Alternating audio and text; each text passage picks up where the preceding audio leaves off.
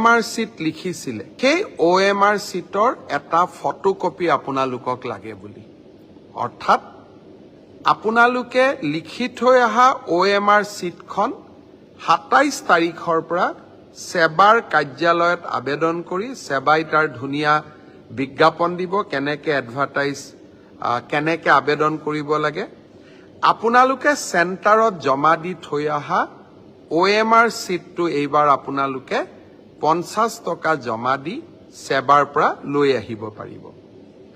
ফটোকপিৰ খৰচ 50 টকা ঘৰত লৈ আহি OMR sheetটো এইবাৰ আপোনালোকে পৰীক্ষা কৰিব পাৰিব যে মই শুদ্ধ উত্তৰ দি আহিলো নে নাই শুদ্ধ উত্তৰটো কি 28 তাৰিখে আমি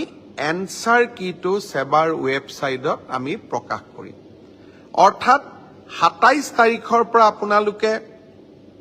OMR sheetখন আবেদন কৰি সেবাৰ পৰা ল'ব পাৰিব 28 তাৰিখে সেবাৰ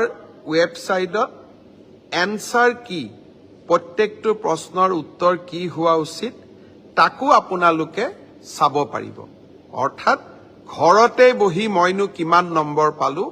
OMR sheetখন হাতত উলিয়াই লওক এনসাৰ কি লগত মিলাই চাওক আৰু 100ৰ ভিতৰত 50ৰ ভিতৰত মই কিমান নম্বৰ পালো হেয়া ঘৰতে বহি মই হিচাপ উলিয়াই ল'ব পাৰিম অৰ্থাৎ ৰিজাল্ট দিয়ালৈ অপেক্ষা কৰিবই নালাগে